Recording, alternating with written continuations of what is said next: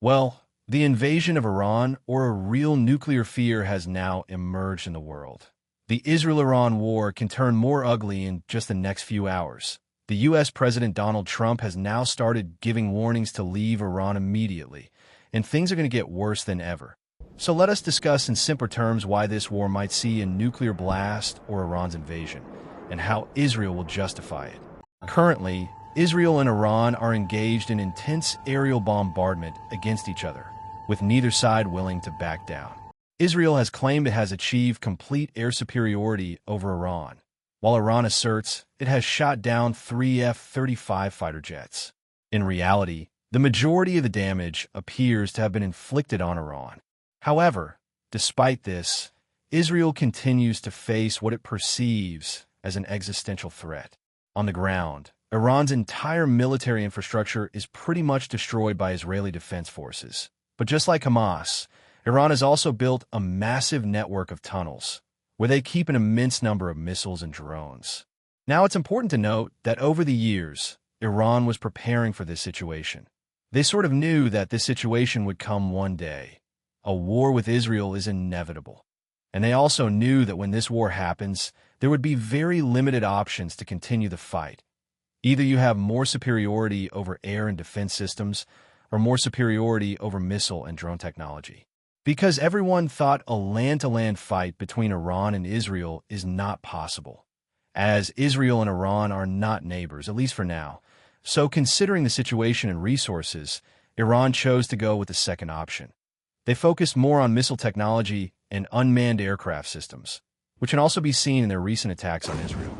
And this is the point where Israel has realized that it has an existential threat. Now, as Iran is firing their good quality missiles toward Israel, Israel's famed Iron Dome, along with the more advanced David Sling and Arrow 3 defense systems, was unable to fully withstand Iran's recent coordinated missile and drone strikes, which appear to have exposed critical vulnerabilities.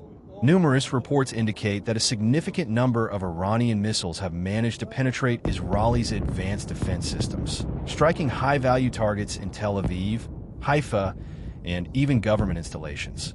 Israeli ports, airports, and military bases have not been spared either.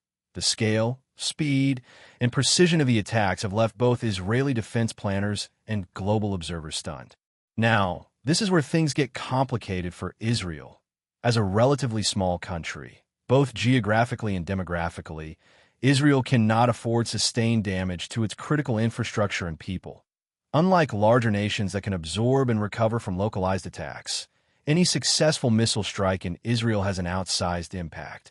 If I give you an example, then Israel is even smaller than Hawaii. Hawaii is approximately 28% bigger than Israel, but Israel has a much larger population of over 9 million, compared to Hawaii, which is about 1.4 million.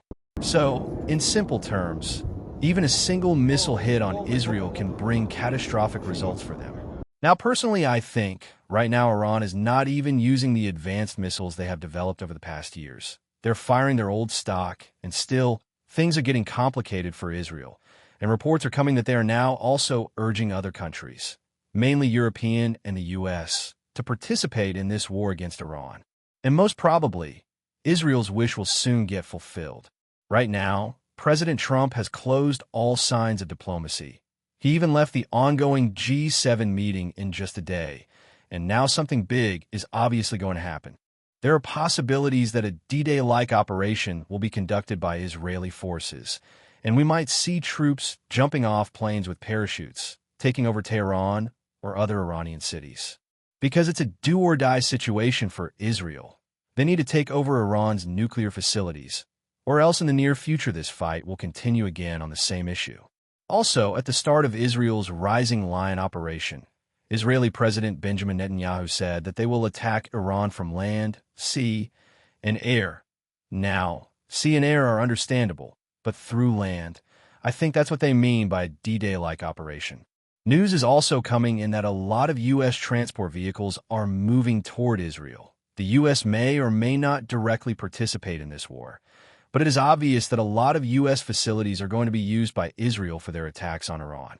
Recently, Israel also bombed Iran's state TV network, which was live on air, and the video went viral all over the world. فضای غبارآلوده استادیوم.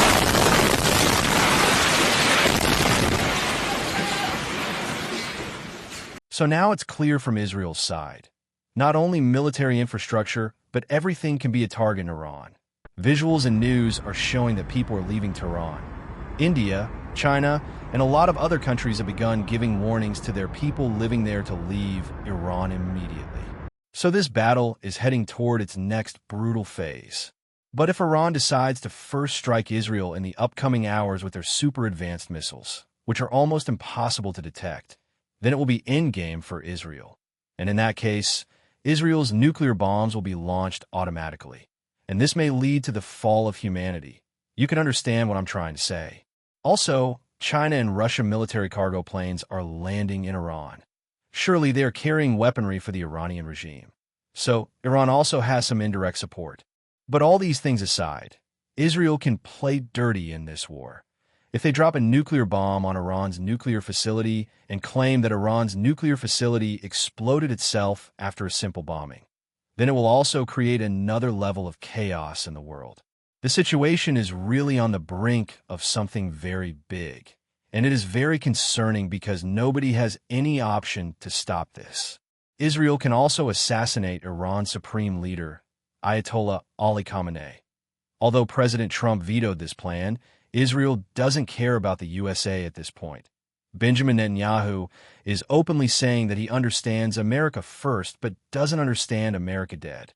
But even if Israel assassinates Iran's supreme leader, then in that case too, Iran will strike Israel with their advanced missiles and cause severe damage to Israel. Also, for the world economy, the Strait of Hormuz is a big issue here. So clearly, Iran's nuclear program is very dangerous for the world.